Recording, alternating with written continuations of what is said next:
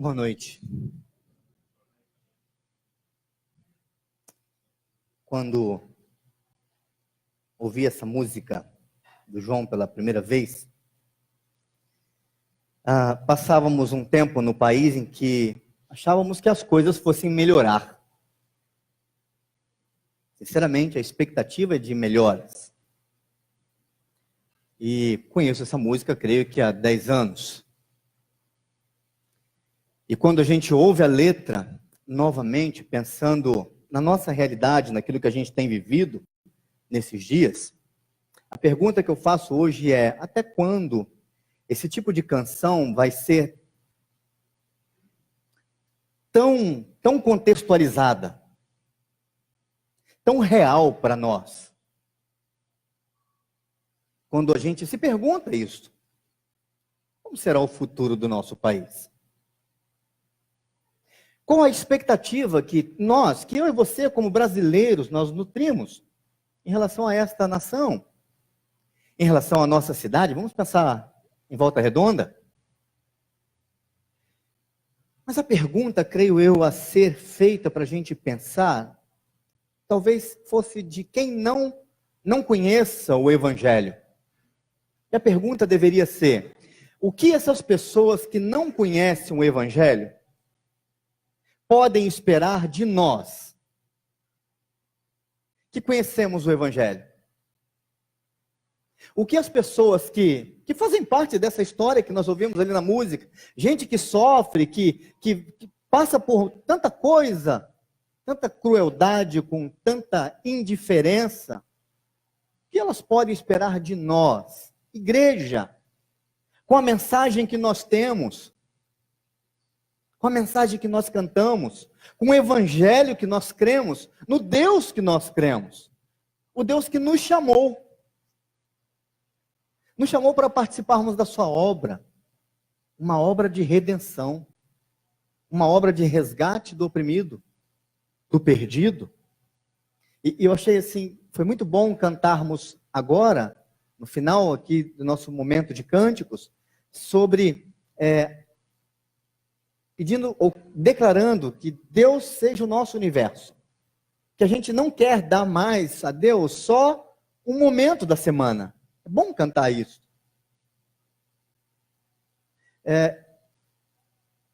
Porque às vezes nós tratamos Deus na nossa espiritualidade, o nosso tempo com Deus na nossa espiritualidade, como aqueles baldinhos que alguns de nós têm sobre suas pias.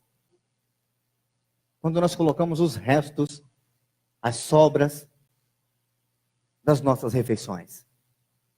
Deus passa a ser, na nossa semana, na nossa lida, aquele que vai ficar com as sobras do nosso tempo. Os momentos são de grandes crises. O momento é gravíssimo.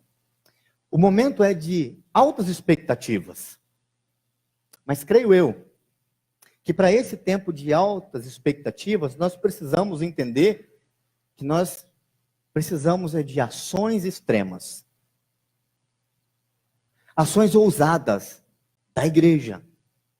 Não digo igreja aqui como a instituição possuidora de um CNPJ. Eu digo igreja como um organismo vivo de Deus. Aquela que sai daqui hoje, vai para sua casa e amanhã ela se espalha por essa cidade, como representantes do verdadeiro Deus. Eu quero mostrar para vocês, com base aqui nesse texto de Jeremias, no capítulo 1, essas ações extremas, que podem ajudar pessoas com suas falsas expectativas. Eu queria convidar você a abrir a sua Bíblia no capítulo 1 de Jeremias. Eu quero ler apenas os 10 primeiros versículos.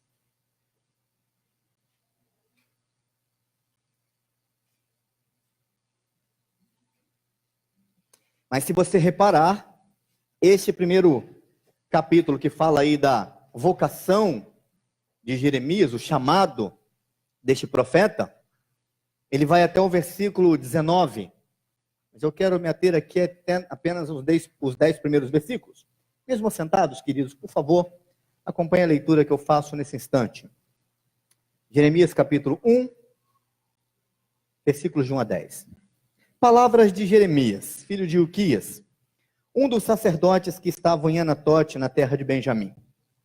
A ele veio a palavra do Senhor nos dias de Josias, filho de Amon, e rei de Judá, no 13º ano do seu reinado. E também nos dias de Jeoaquim, filho de Josias, rei de Judá, até ao fim do ano 1º de Zedequias, filho de Josias, rei de Judá. E ainda até o 5º mês do exílio de Jerusalém. A mim me veio, pois, a palavra do Senhor dizendo: igreja, podemos ler o versículo 5 juntos? Antes que eu te formasse no ventre materno, eu te conheci. E antes que saísses da madre, te consagrei e te constituí profeta às nações. Então lhe disse eu: ah, Senhor Deus, eis que não sei falar porque não passo de uma criança. Mas o Senhor me disse: não digas, não passo de uma criança, porque a todos a quem eu te enviar irás, e tudo quanto eu te mandar falarás. Não temas diante deles, porque eu sou contigo para te livrar, diz o Senhor. Depois, estendeu o Senhor a mão, tocou-me na boca, e o Senhor me disse: eis que ponho na tua boca as minhas palavras. Olha que hoje te constituo sobre as nações e sobre os reinos, para arrancares e derribares, para destruíres e arruinares, e também para edificares e para plantares. Que o Senhor abençoe a sua palavra lida nesse instante. Amém? Vamos orar mais uma vez? Eu queria convidar você a fazer mais uma oração, uma breve oração, dizendo: Senhor, fale um pouquinho ao meu coração, me instrua, me ajude, me dê instrumentos para que eu seja, assim, um elemento da tua obra, nesse tempo de falsas expectativas, e eu que te conheço o teu evangelho, eu quero participar disso. Vamos orar? Faça essa oração, querido, querida.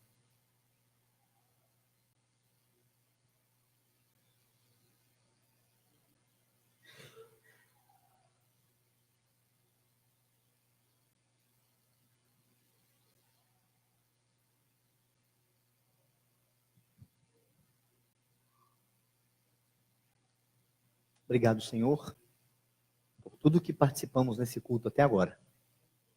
Obrigado por tua presença no meio do teu povo.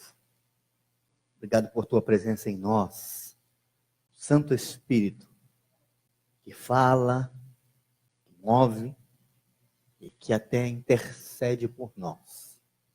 Obrigado por sermos amparados pelos céus, enquanto vivemos esta vida nesta terra. Em nome de Jesus. Amém. E amém. Queridos, nos tempos de Jeremias, a situação é muito parecida com aquilo que vivemos hoje no nosso país, guardada, logicamente, as devidas proporções, por causa da cultura que nós vivemos e a que eles viviam. Mas o que acontece aqui, como nós lemos neste primeiro capítulo, nós temos aqui que Jeremias ele foi chamado por Deus para ser um profeta, durante o tempo de alguns reis. Aqui são pelo menos 5 reis, então ele vai participar daquilo que esses reis vão fazer, ou da maneira como eles vão se comportar no tempo do chamado e do exercício do ministério profético de Jeremias. A grande questão é que são tempos muito complicados. E Deus então avisa, e já tinha falado por outros profetas, que por causa do povo, por causa da rebeldia, por causa do pecado do povo, e por aquilo que o povo faz em relação à aliança de Deus para com ele, Deus disse: olha, eu vou levar esse povo para um exílio. E nós temos um exílio de Judá, e nós temos o exílio do restante das tribos. Então nós temos duas formas de exílio. E Jeremias então ele vai falar, vai fazer a advertência, segundo Deus quer que ele faça, para este povo, para essa porção do reino. Por tudo aquilo que esse povo tinha feito, novamente ele vai avisar, é mais um dos profetas de Deus. Agora acompanhe comigo algumas ponderações importantes. Primeiro, se você perceber, no primeiro versículo, nós vemos aí que ele era um sacerdote. Ele não é alguém que começa, ele é de uma uma linhagem de sacerdotes, de uma família de sacerdotes. E a linha sacerdotal, ela é familiar, ou seja, aqueles que vêm lá da linhagem de Arão é que vão continuar sendo sacerdotes. Ou seja, Jeremias é alguém que tem conhecimento disso, de toda a ordem de Deus, de toda a lei de Deus, e é alguém que está dentro do templo. É alguém que conhece o templo.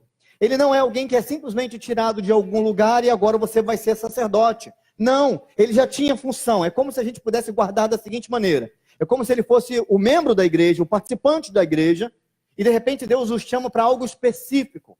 Ele já é um sacerdote, Deus o tira, o convoca para ser um profeta. E para trazer uma mensagem dura, difícil. No meio dessa mensagem, uma proposta, um convite de arrependimento, de resgate.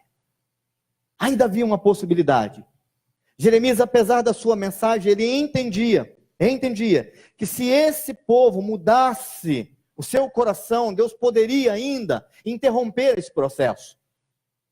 No entanto, a mensagem que Jeremias vai pregar é uma mensagem duríssima, mas principalmente por causa do coração do próprio povo. Porque esse povo, ele alimenta falsas expectativas. E diante das mensagens dos outros profetas, do perigo iminente, do exílio iminente, e de toda a tragédia que estava sendo anunciada, levantam-se falsos profetas. E esses falsos profetas no meio do povo começam a dizer o quê? Que não é verdade, não vai ser assim. No capítulo 29 de Jeremias, como nós vimos aqui há pouco tempo, alguns domingos atrás, nós vimos que acontece justamente isso. Jeremias prega essa mensagem e aparece um profeta, um tal de Ananias, dizendo, não vai acontecer nada disso, 70 anos no exílio? Não, serão apenas 3 anos. E essa necessidade, esse perigo iminente, essa tragédia anunciada, isso faz com que quando um falso profeta se levanta no meio do povo para falando, olha, não, o que vai vir aí é prosperidade. O que vai ter agora é prosperidade. Guerra não vai ter guerra. Vocês podem ficar tranquilos. E logicamente, gente, conhecendo o ser humano como nós conhecemos, a mensagem de quem que esse povo vai escutar? Não é do Jeremias. Essa a gente não quer. Jeremias é perseguido, preso, tratado como inimigo número 1 da cidade, da nação. Um profeta solitário. Deus o proibiu de se casar. A situação seria gravíssima para ele também. Mas percebam o que Deus faz com este homem. Deus o tira desse possível ministério sacerdotal e o convoca e faz isso aqui que a gente leu. Existem 3 expressões que me chamaram muita atenção no versículo 5, e por isso eu pedi para que vocês lessem. Deus disse que antes de eu formar você, no ventre materno, eu te conheci, te consagrei, e lá depois, vou pegar um de um outro lugar, do versículo 10, te constituí. Deus faz, Deus o conhecia intimamente, antes dele existir, e Deus o dá, o entrega para as nações. E a confusão que ele vai ter que fazer, você vai arrancar, vai derribar, vai destruir, vai arruinar e vai edificar. É você que vai fazer isso. Esse é o nosso profeta. Deus o comissiona jovem demais, muito jovem. O texto não nos diz com que idade, mas alguns estudiosos arriscam que com a idade de 20 anos, mas 20 anos ainda, nessa cultura, que era muito jovem. Por isso ele fala que ele não passa de uma criança. Essa criança solitária, esse jovem profeta, no meio de uma nação que não quer vê-lo, não quer ouvir sua voz. E ele então tem que se opor às autoridades, ao povo, e à própria classe sacerdotal e à própria classe profética. E ele vai confrontar todo mundo com a mensagem do Senhor. Nada muito diferente do que se ouve na questão do querer humano. Nós queremos ouvir mesmo as coisas que nos agradam. Mas notícias não. Não é assim? Quando alguém chega perto da gente, né? Fazendo aquela brincadeirinha maravilhosa. Eu tenho 2 notícias para você, uma boa e uma ruim. Qual que você quer ouvir primeiro? A vontade nessa hora é falar assim, se você puder não dar ruim, tá valendo. Não é isso? A gente quer isso. Quando alguém fala, não, dá má primeiro, não sei o que é pior. Porque dependendo da má notícia, a boa já não vai fazer diferença. E ó, eu não sei se acontece com você, mas nós temos a triste mania de organizar as nossas ações a partir da opinião da minoria. Quando a gente faz alguma coisa na igreja, as irmãs vieram aqui, a Ângela e a Elaine, para falar do encontro que tiveram. Então, é mais ou menos assim. Se tem lá 100 pessoas no encontro, foi uma maravilha, foi uma benção. Se vem uma ou duas e fala assim, nossa, mas foi ruim, hein? Foi legal não, né? O chá estava frio. Foi ruim. Podia não fazer de novo não, né? Acabou. Dá depressão. A gente fica deprimido com isso. Por quê? Porque a gente toma decisão, a gente age com base na opinião da minoria. A gente gosta de ouvir as boas notícias, os elogios. Se opor à autoridade, ou ouvir alguém que está se opondo à autoridade, não é isso que a gente quer. Esse é um profeta, então, que serve para a gente de estímulo, nesses dias, de falsas expectativas. De que maneira? Como Jeremias pode nos ajudar? Eu queria falar rapidinho para você algumas coisas. Vamos lá. Primeiro, vamos começar pelo versículo 5. Quero que você grave algumas lições. O que Deus, então, traz para Jeremias, que serve aqui como estímulo para nós, como lição para nós nesses dias. Quando ele diz, antes que eu te formasse no ventre materno, te conheci, antes que você nascesse, que você saísse da madre, eu te consagrei, ou seja, eu te separei para algo e te constituí profeta às nações. Deus está dizendo o seguinte para Jeremias, Jeremias, a sua vida faz parte, ela é parte de algo maior. A sua vida é parte de algo maior. Eu sei que você tem sua vida sacerdotal, você vem de uma linhagem de sacerdotes, era simplesmente você continuar sendo um sacerdote, eu sei disso, e que talvez você tenha se preparado a vida inteira para isso, para ser um sacerdote. Por que mais? O que ser mais além de sacerdote? Tá bom, foi para isso que eu fui feito nessa família. Mas aí Deus então vem com essa fala, essa palavra para ele dizendo, Jeremias, antes de você nascer, antes de você ser gerado, eu tinha outros planos para você. Sabe por quê? Porque a sua história não começa no seu chamado. A sua história não começou agora. A sua história começou antes. Irmãos e irmãs, nós precisamos entender isso. Entender que a nossa vida está inserida em algo maior do que nós. Tem um plano maior, maravilhoso acontecendo. Tem algo grandioso que nos conecta com os céus. Tem algo grandioso que nos conecta com a eternidade. E a nossa vida está no meio disto. E a gente não pode perder isso de vista nunca.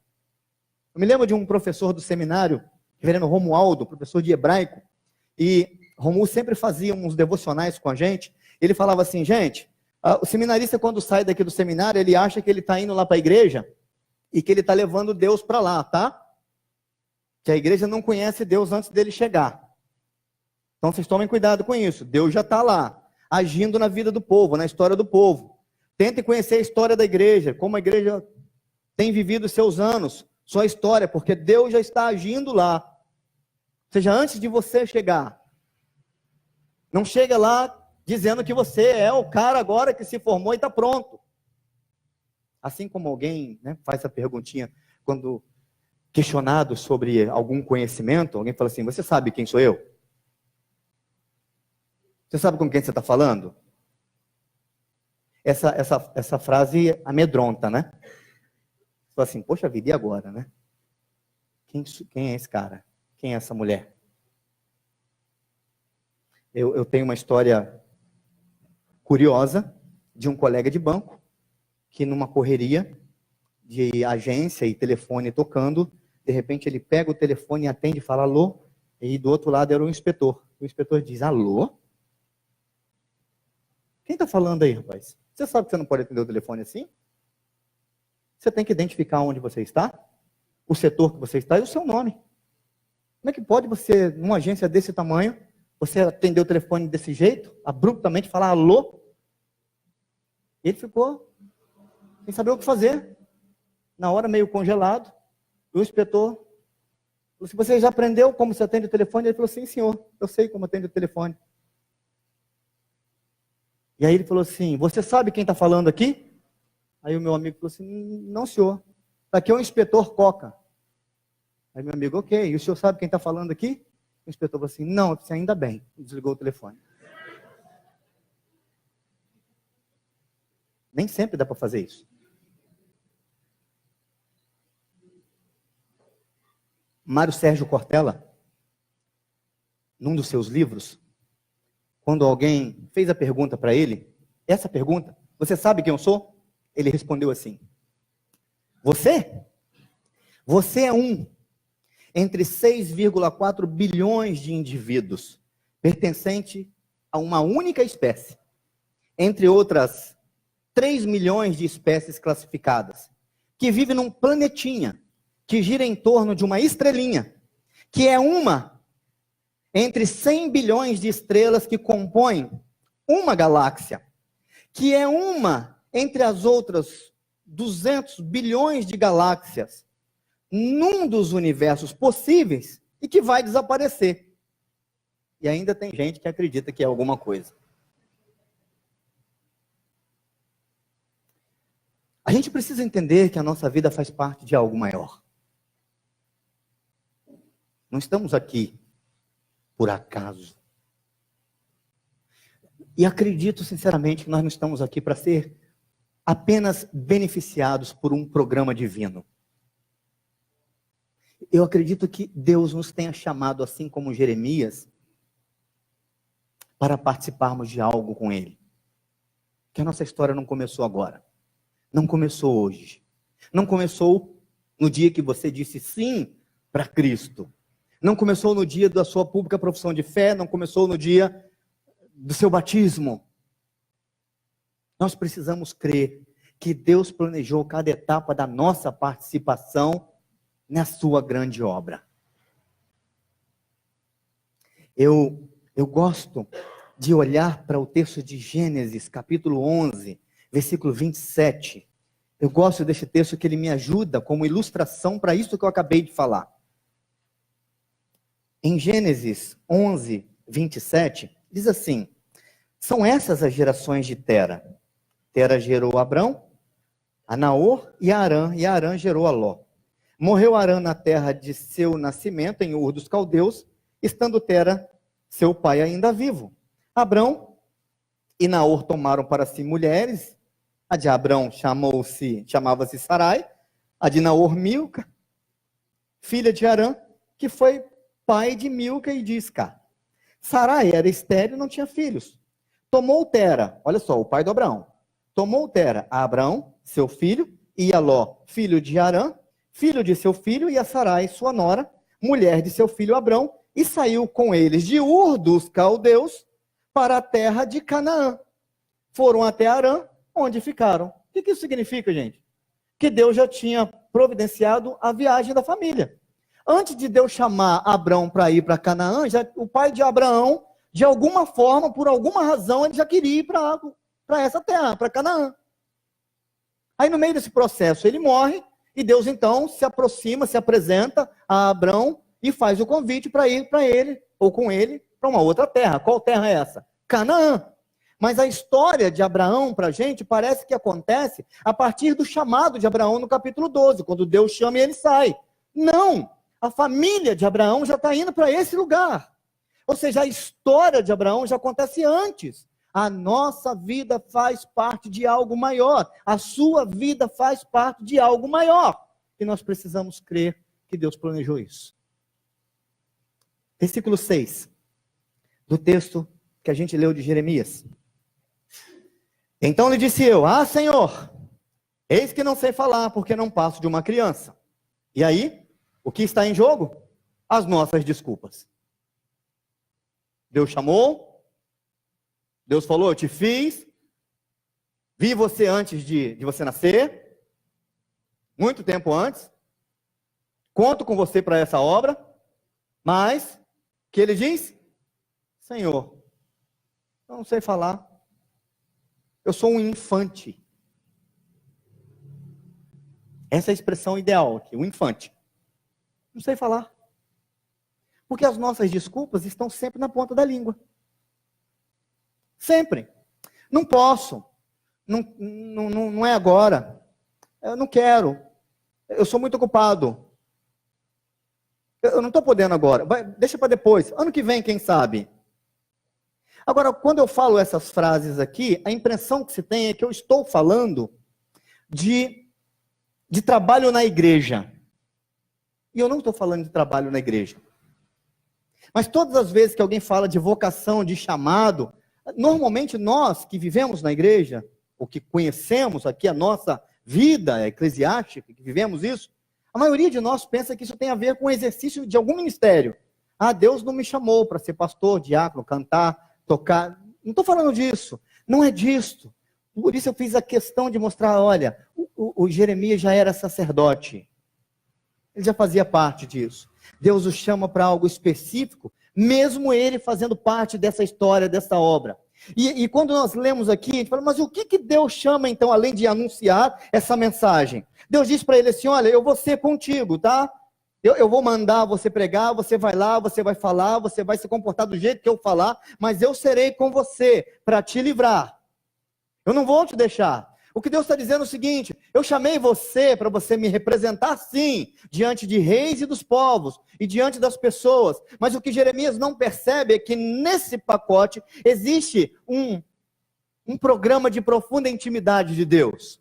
Essa palavra, a primeira coisa que Deus fala que antes de formar no ventre materno eu te conheci, é uma palavra iadá, no hebraico bíblico, que significa conhecimento de profunda intimidade. É quase a ideia da relação sexual, homem e mulher. É a ideia que José não conheceu Maria. Essa é a ideia. É muito íntimo. O que Deus está chamando Jeremias neste processo é para um programa, é para um tempo de grande intimidade que ele ia experimentar. Em meio a isso, ele vai falar, vai pregar, vai fazer, vai acontecer. Como a história nos diz, como o texto nos diz. Mas Deus chamou ele em primeiro lugar para um relacionamento de profunda intimidade. Eu queria afirmar isso para você nessa noite. Antes de você querer fazer qualquer coisa com Deus ou para Deus, nós precisamos entender que Deus nos chamou para um relacionamento de profunda intimidade, que promete estar conosco. E a gente tem que tomar cuidado para essas desculpas não estarem sempre na ponta da nossa língua. Mas, apesar das nossas desculpas, elas não são desconhecidas para Deus. Deus já sabe. É bacana ver como Deus fala, responde no ato. Ah, Senhor, eu não passo de uma criança. Não fala isso que você não passa de uma criança. E o que Deus vai fazer com ele? Deus vai supri-lo justamente onde ele acha que vai ser ruim. Deus vai lá e coloca a palavra na boca deste menino. Vou falar sobre isso daqui a pouquinho. As nossas desculpas estão sempre diante de nós e diante de Deus, gente. A gente tenta ajustar isso na igreja, falando assim, não, tá vendo? Mas Deus só chama a gente ocupada. Já ouviu isso? Deus chama todo mundo para relacionamentos de intimidade. Fazer alguma coisa é um detalhe. Mas Ele quer se relacionar conosco. Deus se fez homem para se relacionar conosco. Versículo 8. Não temas diante deles, porque eu sou contigo. Para quê? Para te livrar, diz o Senhor. O que prevalece em tudo isso é a vontade do Senhor. Não é o nosso querer. De maneira alguma. Não é o que a gente vai querer. Olha o que diz o versículo 7. Mas o Senhor me disse, não digas, não passo de uma criança, porque a todos a quem eu te enviar irás, e tudo quanto eu te mandar você vai falar. Ou seja, não adianta. Você vai fazer. Você vai fazer o que eu quero. Tem outros na Bíblia que tentaram fugir, não é? Um cidadão chamado Jonas. Para mim, esse é um negócio, uma história de profeta, história de profeta. Deus o chama, dá a missão, dá o endereço, e ele resolve fugir. Deus não manda quase ninguém atrás dele, só uma tempestade. A pregação não é sobre Jonas, gente. Mas tem muita gente que fica fugindo do relacionamento com Deus, enfrentando a tempestade. E Deus mandando o vento em cima. E o barco está sacudindo. E a vida parece que está por um triz. E o prejuízo está acontecendo, e as coisas acontecem. E não presta atenção nas advertências divinas. As advertências divinas acontecem. Mas então, o que vai acontecer aqui é a vontade de Deus. Isso que vai prevalecer. E buscar a vontade de Deus é essencial, é fundamental para nós. Davi em Ziclag, no primeiro livro de Samuel, capítulo 30, ele está diante de uma situação terrível, ele não sabe o que fazer. O que ele faz? Versículo 6, ele consulta ao Senhor.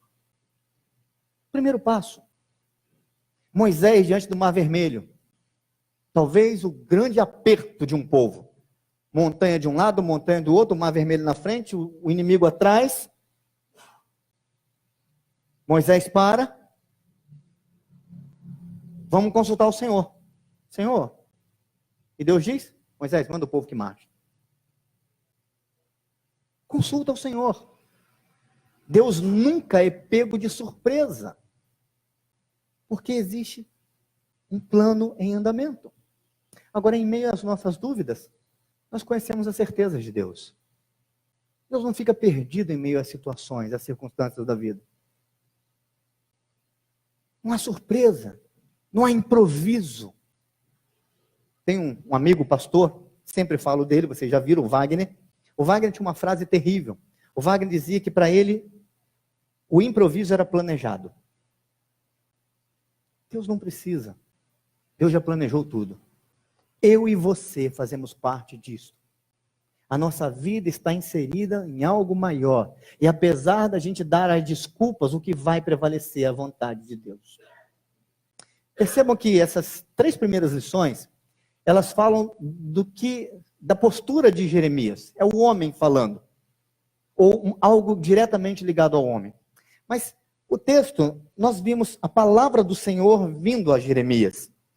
Nós vemos a resposta dele, mas o que tem de maior aqui é a palavra de Deus para ele. Então, assim, quando ele diz para Jeremias, para ele não temer, é porque possivelmente ele teria medo. Deixa eu perguntar uma coisa para vocês, homens, que eu vejo aqui agora. Respirem aí, para vocês não se entregarem.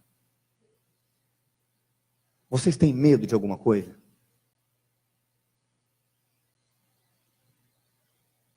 Tem homem que nem está olhando para mim. Homens, você tem medo de barata? De rato? De lagartixa? De taruíra? Sabe o que é taruíra? É aquela lagartixa de casa. Eu sei que se eu fizer a pergunta, queridas irmãs, seu marido tem medo de alguma coisa? As irmãs dão aquele sorrisinho assim. Lembrando que elas têm, que elas não podem entregar o negócio. A gente tem medo. De um monte de coisas. E sabe de uma coisa? O pior medo. O pior medo é não ter medo. Porque o medo faz parte da vida humana. Quando Deus fala para Jeremias, não temais, Deus sabia que ele ia temer. Mas imediatamente ele diz, não tema diante deles, porque eu serei contigo. Olha aí no seu texto, no capítulo 1, ele encerra o chamado de Jeremias, lá no versículo 19, dizendo assim, olha, pelejarão contra ti, mas não prevalecerão. Por quê? Porque eu sou contigo. Isso está no início do chamado e no final do chamado. Olha, vão lutar com você. Vai ser terrível. Você vai ter medo. Eu sei. Mas eu vou ser contigo. É o que vai prevalecer. Agora vamos lá. E isto começa mostrando as garantias de Deus. A presença de Deus é a garantia de tudo. O eu serei contigo de Deus é a garantia de tudo. A fala de Jesus, o nome Emanuel é isto. É o Deus conosco. Olha só, a Bíblia está cheia de gente que experimentou isso. Dessa presença de Deus. Eu tenho uma listinha aqui. Moisés não queria subir para a terra prometida sem a presença de Deus. Ele falou assim, não me mande subir daqui sem a tua presença. Não vou. Saul, o primeiro rei de Israel, se perdeu sem a presença do Espírito de Deus. O Espírito de Deus sai dele e ele se perde. Ele perde o seu reino, seu rumo, seu reino.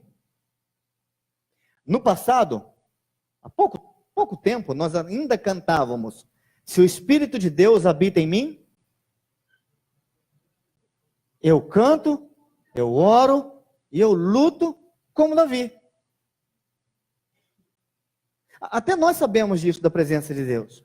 Sansão ficou fraco sem a presença do Espírito de Deus. Israel foi parar no exílio por se afastar da presença de Deus. Jesus garantiu a festa por estar presente naquele casamento em Caná da Galileia. Jesus acalmou a tempestade da vida de um dia dos apóstolos no barco, porque estava presente naquele barco. E tem gente que ainda não sabe porque algumas coisas nunca vão dar certo.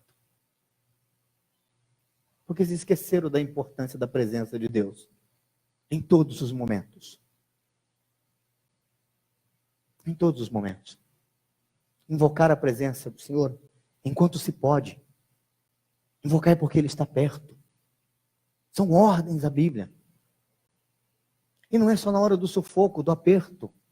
Deus não pode ser para nós o gênio da lâmpada.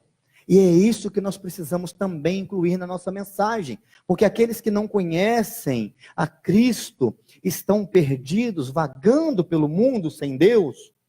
Eles estão num momento de falsas expectativas, onde falsos profetas se levantam, pregando mensagens que não vão ajudar, não vão socorrer, quando nós deveríamos ensiná-los a buscar a presença de Deus, a buscar o reino de Deus, para que as demais coisas sejam acrescentadas. É Deus quem garante tudo. É Deus quem garante com a sua presença. Agora, vamos ao versículo 9. Versículo 9, vamos ler juntos? Depois, estendeu o Senhor a mão, tocou-me na boca, e o Senhor me disse, eis que ponho na tua boca as minhas palavras. Não é parecido com o que ele fez com Isaías, no capítulo 6? Muito parecido.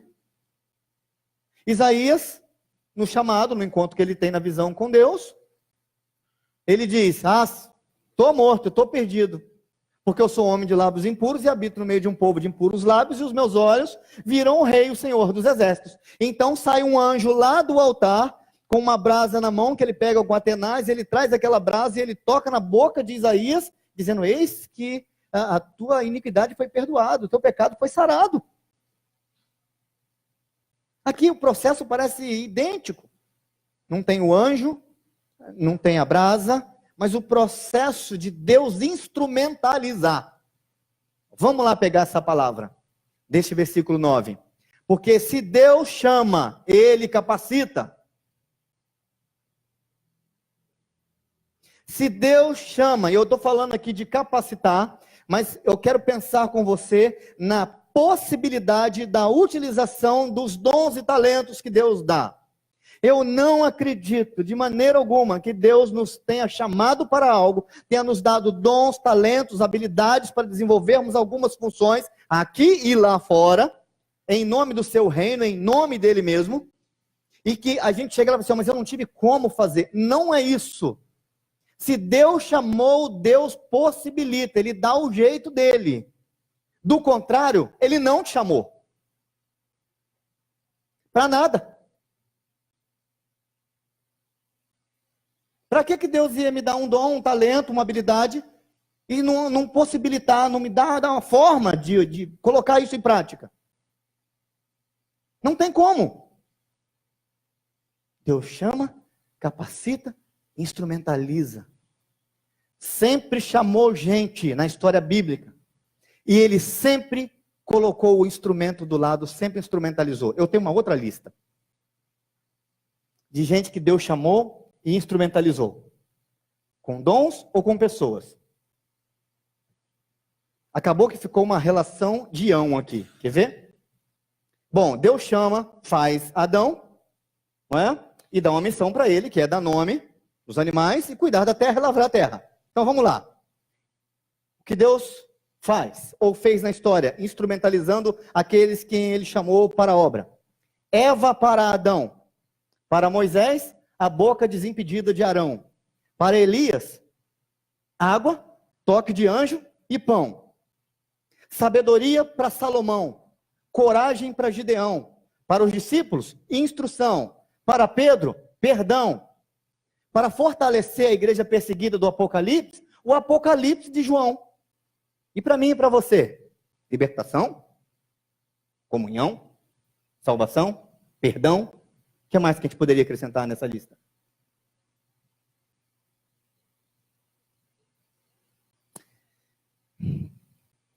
Tem um texto, eu vou compartilhar com vocês, que para mim é um resumo do Evangelho. Ele está na segunda epístola de Pedro. Capítulo 1. Eu sei que vocês, alguns de vocês já leram. Você que nos assiste pela internet, ouça bem, ou leia aí na sua Bíblia. Segunda epístola de Pedro, capítulo 1. Eu vou ler a partir do versículo 3.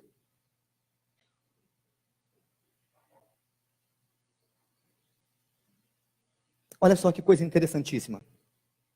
Pensa que a gente está falando que Deus nos comissiona, mas também nos instrumentaliza. Então vamos lá. Visto como pelo seu divino poder nos têm sido doadas, o quê? Todas as coisas. Mas que coisas são essas? Para a gente ficar de boa? Não. Todas as coisas que conduzem à vida e à piedade, pelo conhecimento completo daquele que nos chamou. Para quê? Para a sua própria glória e virtude. Olha para que Deus nos chamou. Para que Deus nos deu todas as coisas. Seguindo. Pelas quais nos têm sido doadas as suas preciosas e muito grandes promessas. A gente gosta disso, nossa, é claro. Gostamos de promessas de Deus. Vamos pegar e abraçar porque é para a gente. Mas aí Pedro continua. Para que essas promessas vêm? Para que por elas vos torneis coparticipantes da natureza divina, livrando-vos da corrupção das paixões que há no mundo, e por isso mesmo vós, reunindo toda a vossa diligência, associai, olha só, associai com a vossa fé a virtude, com a virtude o conhecimento, com o conhecimento o domínio próprio, com o domínio próprio a perseverança, com a perseverança a piedade, com a piedade a fraternidade, com a fraternidade o amor. Porque estas coisas existindo em vós, e em vós aumentando, fazem com que não sejais nem inativos, nem infrutuosos no pleno conhecimento de nosso Senhor Jesus Cristo. Pois aquele a quem estas coisas não estão presentes é cego, vendo só o que está perto, esquecido da purificação dos seus pecados de outrora. Por isso, irmãos, procurai com diligência, cada vez mais, confirmar o quê? a vossa vocação. Procura com zelo, com diligência. Para que Deus te chamou? E de novo, eu não estou falando aqui de ministérios na igreja, eu estou falando de vida com Deus. Isso aqui é evangelho na íntegra, é evangelho encarnado. Profundo isso aqui. Assim, gente, mas quem escreveu Pedro? Inspirado pelo Espírito Santo de Deus. Deus comissiona, mas também instrumentaliza. Sempre Deus chamou e tornou possível o exercício dos dons e talentos. Deus sempre nos chamou, sempre chamou pessoas para fazer parte dessa obra. Deixa eu falar por último. Voltando lá para o nosso irmão Jeremias, vamos ler, vou ler o último versículo. O versículo 10. Olha que hoje te constituo sobre as nações e sobre os reinos, para arrancares e derribares, para destruíres e arruinares e para também edificares e plantares. E essa expressão, olha que hoje, é algo definitivo, pronto para Deus. É o que se chama de o tempo perfeito de Deus. Hoje eu te constituo, hoje eu te dou. E a última lição que eu quero que você grave. Deus chama a gente como Jeremias. Ainda hoje. Como assim gente como Jeremias? Gente que já conhece isso. Gente que já conhece a vida com Deus, já sabe de espiritualidade, até que pode viver na igreja. Mas Deus nos chama para algo maior do que nós mesmos. Qual a garantia que a gente tem? A garantia do sucesso disso é a presença de Deus. De que forma a gente vai agir? Entendendo que Deus que chama, o Deus que chama é o Deus que capacita, que instrumentaliza. Mas Ele continua chamando gente hoje. Para quê? Para essa mensagem de esperança que precisa ser pregada. Deus nos chama, instrumentaliza e promete sua presença para o cumprimento do seu querer, a fim de que, em tempos de falsas expectativas, anunciemos uma mensagem de esperança. E mesmo que quando Deus nos chamar, a gente possa olhar e falar, Senhor, eu sou um infante. Eu não passo de um infante. Porque infantes são capazes de abençoar. Há pouco tempo, nós estávamos na casa do Robson. O Robson está ali no canto, estava ali. Estava na casa do Robson com um grupo de jovens e eu contei uma história. Então os jovens que estavam lá vão se lembrar. E eu repeti essa história recentemente na segunda igreja, quando eu preguei antes de sair de férias. Eu vou contar para vocês, porque essa palavra infante, que está aqui no texto, essa palavra traduzida, ou que consta para nós aqui, eu não sei, não passo de uma criança, ela traz essa ideia do infante, aquele que ainda não sabe falar. Há tempos, na igreja de Campinas, quando eu era pastor de juventude, eu fui chamado por um tenente do exército, tenente Rafael Vieira, para pregar para um grupo de soldados do seu grupamento. E aquele grupo de soldados, eles estariam lá pela primeira vez no quartel. 30 dias de internato. E o Rafa me disse o seguinte, falou assim, Didi, olha, eles estarão lá há mais ou menos uns 15 dias. Eles estarão sem ver a família, treinamento pesado. Primeiro, para alguns, a primeira vez que vão sair de casa, e o negócio vai ser pesado mesmo. Você precisa de ir lá, normalmente é o capelão do exército que faz isso, mas eu queria muito que você fosse, eu ajustei lá e você vai lá. Você precisa de pregar uma mensagem de esperança para eles, de ânimo. Eu falei, beleza, tranquilo, é isso? É isso. E eu fui. Levei meu violãozinho, cantei umas músicas com ele lá, usei de uma estratégia lá que eu nem vou contar agora, mas eu só quero seguir para o final da história. No final da história, no final da mensagem, eu disse o seguinte, falei, gente, eu sou alguém que eu estou pronto para falar sobre esperança para vocês. Eu acho que o Rafael não teria escolhido, Rafael foi só um instrumento de Deus para que eu pudesse estar aqui essa noite. Eu sei o que é esperança. Sei o que é viver isso, o que é orar e pedir para Deus em momentos que a gente não sabe o que fazer. E eu falei o seguinte, o meu filho, Natan, ele está hoje, creio que na época ele tinha 6 meses. Creio que seja isso, Eliane, depois me corrige e eu peço desculpa se eu estiver errado. O Natan foi acometido de uma bronquiolite. A gente não sabia nada do que era aquilo, só que era uma inflamação dos brônquios. E ele acordou de manhã cedo, respirando foitamente, dando uns soquinhos na barriga, a gente, né, coisa de pai. Inalação, né? De manhã, quando o médico olhou, falou assim, ó, ele está com broncoespasmo, então vamos levar para o médico, bronquiolite. Foi parar na UTI. No dia que eu fui pregar para esses meninos, nós estávamos com o Natan já há 5 dias na UTI. E eu falei isso com eles. Oi, carinha. E eu falei isso com eles, falei assim, gente, eu posso falar sobre esperança para vocês? Sobre falar com Deus, pedir a Deus. Estou com meu filho internado no hospital há 5 dias, na UTI, ele tem 6 meses. A gente não sabe do que se trata, eu e minha esposa não temos parentes por aqui, mas eu acredito no que Deus possa fazer. E foi um tempo muito precioso ali com eles. E eu gosto de lembrar o boa noite do quartel, gente. Eu queria que aquela tropa tivesse num culto só uma vez. Porque quando eu cheguei, que eu falei boa noite, os 50 caras que estavam lá falaram, boa noite, Senhor! Falei, gente, domingo lá na igreja.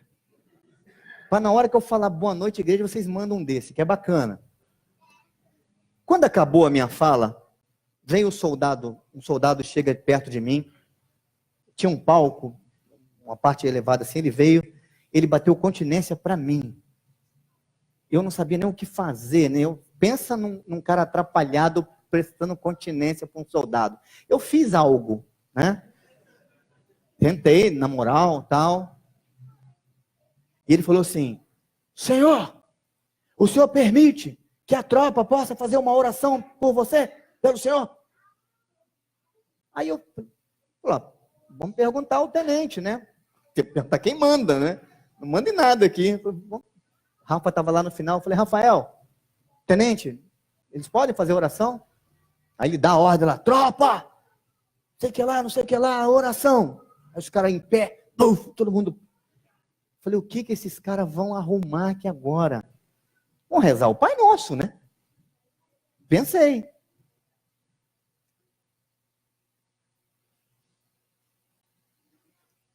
A oração. Senhor,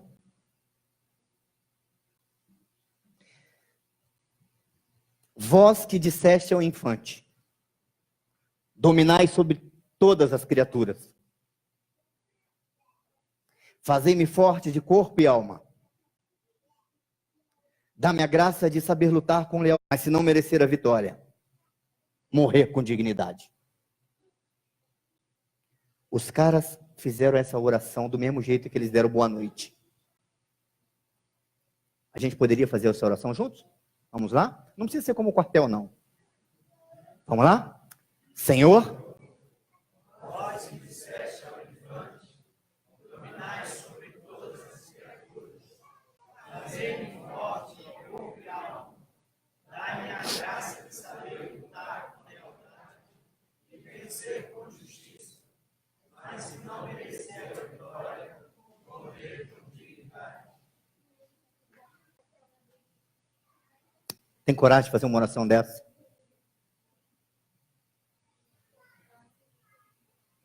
Quero convidar você a participar desta ceia, desta mesa, nessa noite, com o seguinte pensamento. Assim como Deus fez com Jeremias, Deus chamou Jesus. Pensa bem, antes de Jesus nascer, Deus o conheceu. Antes de Jesus vir ao mundo, Deus o separou. Antes que ele pudesse sair da madre, Deus o deu para nós. Para que a gente possa se livrar das falsas expectativas. Enquanto a gente se prepara para a ceia, enquanto a gente vai ouvir aqui uma canção, eu quero convidar os meus irmãos presbíteros que vêm à frente. Eu vou colocar mais uma música aqui e a gente vai se preparar assim para a ceia. Irmãos e irmãs, nós precisamos anunciar uma mensagem que leve razão para a celebração em um mundo de tristeza. As pessoas precisam ouvir a mensagem da cruz. As pessoas precisam conhecer quem é Jesus. As pessoas precisam ouvir essa mensagem. Essa mensagem precisa ser pregada amanhã, onde você vai. A gente ouve. Os outros podem vir enquanto a gente ouve.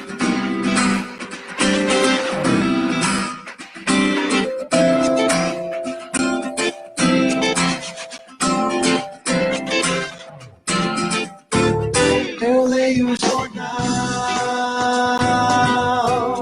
assisto a televisão, converso com o vizinho, presto bem atenção. Há pessoas tristes, reclamando da vida, querem respostas para sua rotina sofrida. O mundo precisa de uma celebração, uma palavra de amor pra sarar o coração. A esperança da mensagem de um futuro bem melhor, onde nem na lembrança sofreremos com a dor.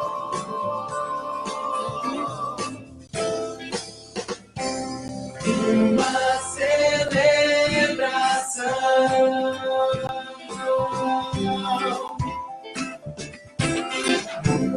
Eu ando pela rua, passo pelo pecado,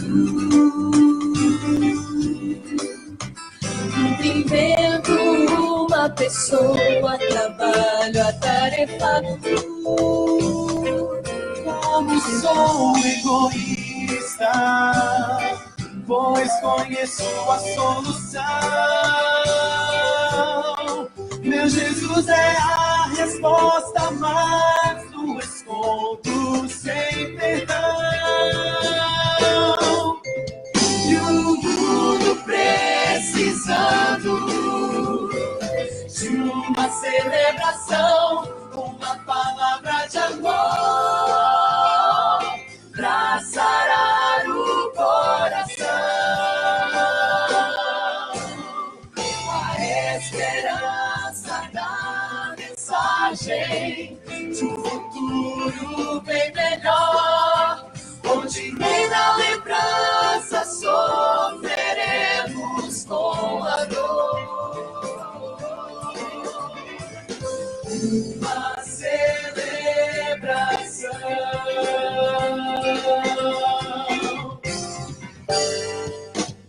Eu tenho a chave pra celebração começar.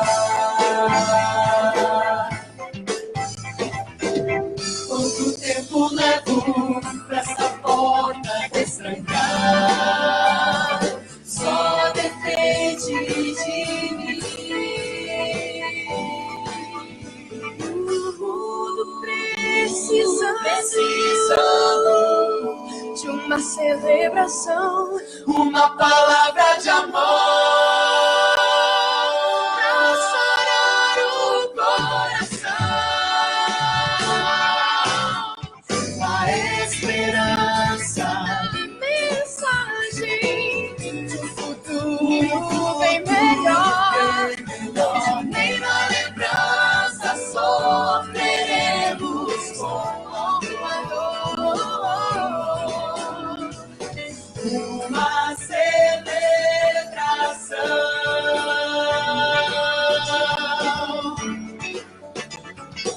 Uma celebração.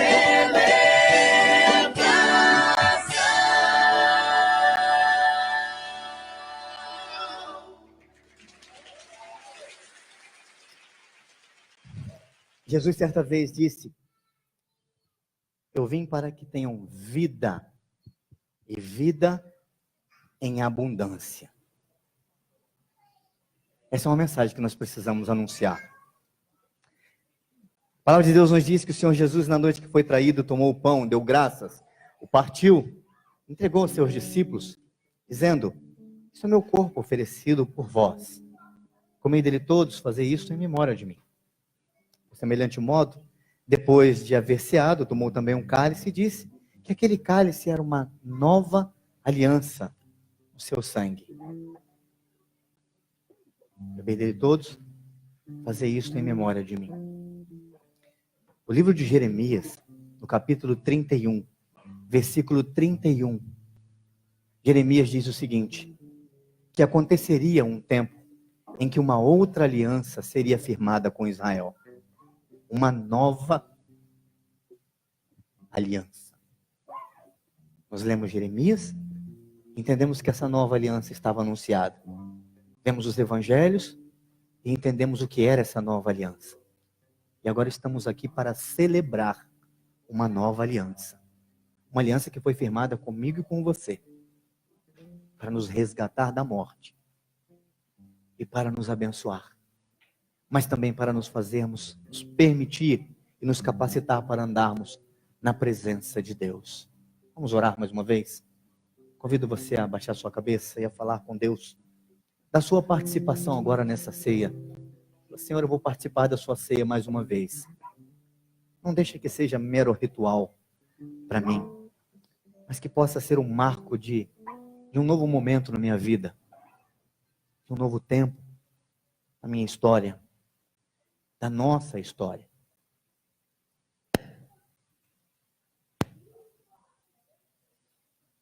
Senhor Deus, o Senhor sempre nos dá oportunidades, novas oportunidades. O Senhor sempre abre portas, nos permitindo irmos além. O Senhor nos perdoa constantemente quando falha após outra. Nós desagradamos o teu coração. Mas há um perdão que foi estabelecido naquela cruz. Um perdão que pagaria a nossa dívida de uma vez por todas. Que garantiu que os nossos pecados fossem lavados. Que nos tornou pessoas justas diante de Deus, para podermos nos achegarmos a Deus. Temos acesso ao Pai, ao trono da graça. Obrigado, Deus, porque essa mesa, ela nos lembra isto. Essa mesa nos convida a refletirmos sobre o teu sacrifício e a nos perguntarmos qual a nossa participação em tudo isso. Qual a contrapartida nossa diante do teu grande sacrifício? O que precisamos fazer com o nosso comportamento diante do teu amor? Deus, encha o nosso coração do teu querer.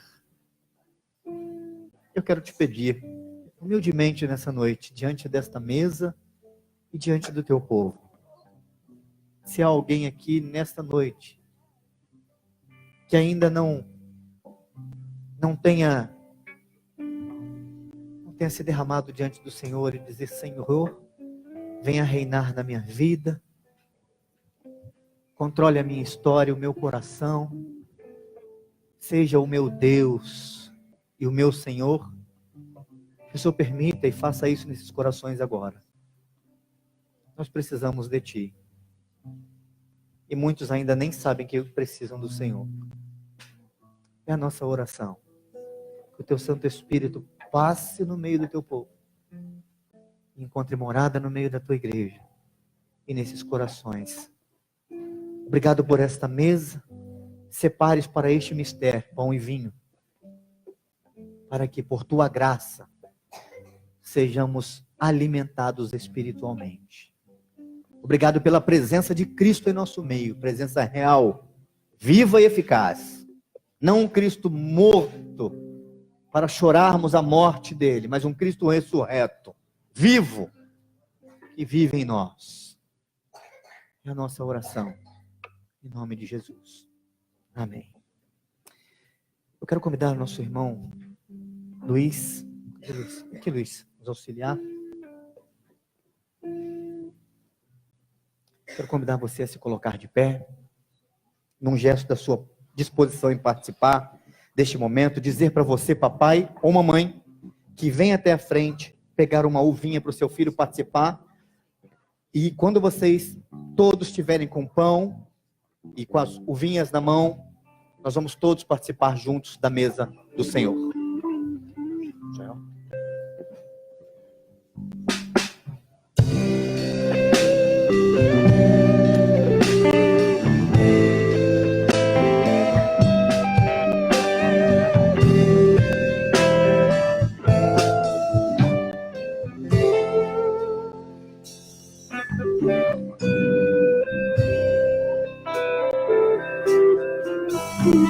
Sonda-me, Senhor, e me conheces. Quebranta o meu coração. Transforma-me conforme a tua palavra. E enche-me até que em mim se ache só a ti. Então,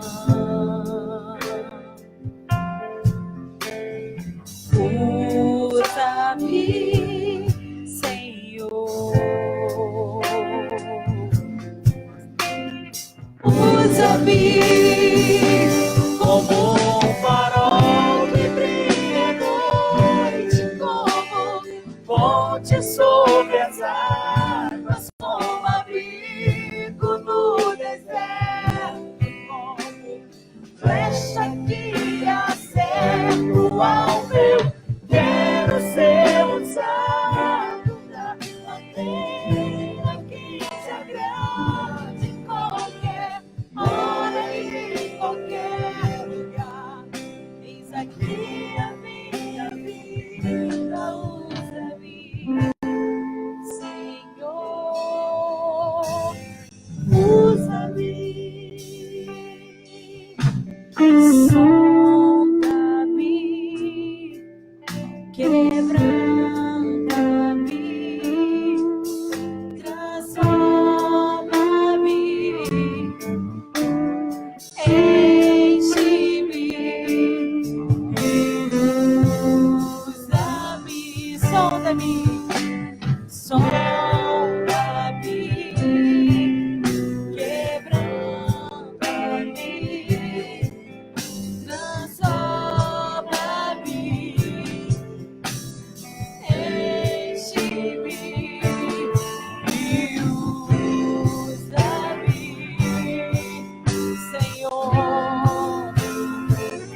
como um farol que brilha à noite, como ponte sobre as águas, como abrigo no deserto, como flecha que acerto ao meu. Quero ser usado pra bandeira que te agrade em qualquer hora e em qualquer lugar. Eis aqui a minha vida, usa-me, Senhor, usa-me.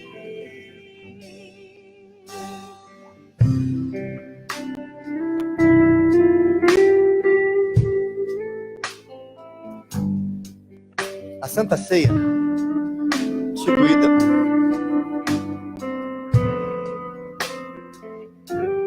se você ainda não recebeu um dos elementos, por favor, levante uma das suas mãos.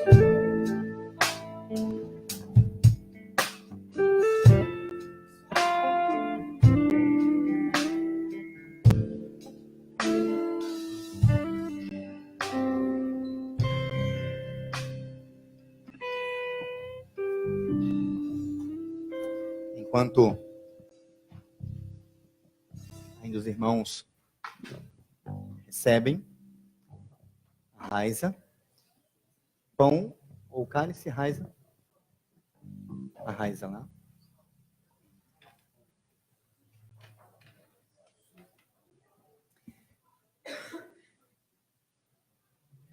Quando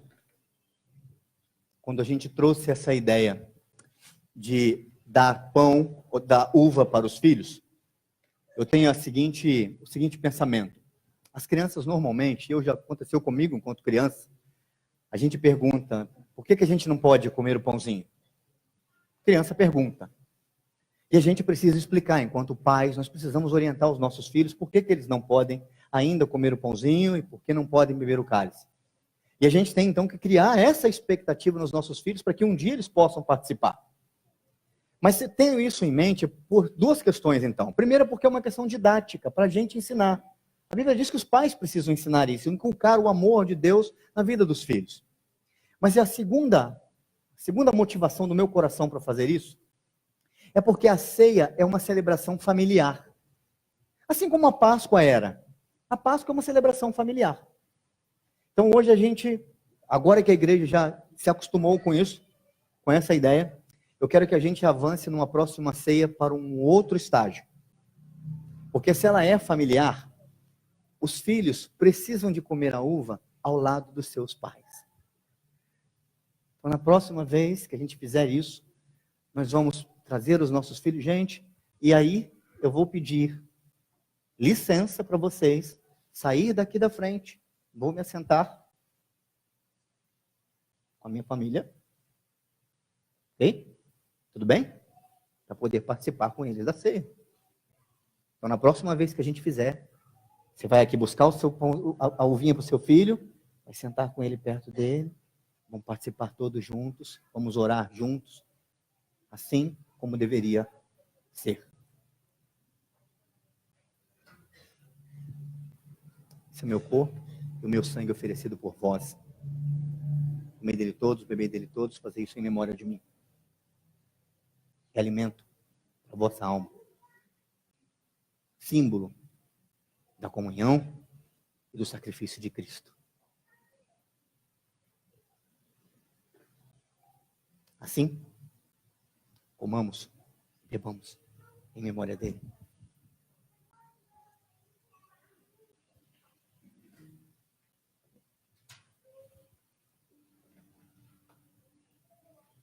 Que o Senhor te abençoe e te guarde. Que o Senhor faça resplandecer o rosto sobre ti e tenha misericórdia de ti. Que o Senhor sobre ti levante o rosto e te dê a paz. E que a graça do nosso Senhor e Salvador Jesus Cristo, que o amor de Deus o Pai, que a eterna comunhão, que a consolação, que o poder do Espírito Santo esteja sobre a sua vida, sobre o seu lar, hoje e sempre. Amém e amém. Não vá embora sem dar pelo menos uns 10 abraços. Deus te abençoe.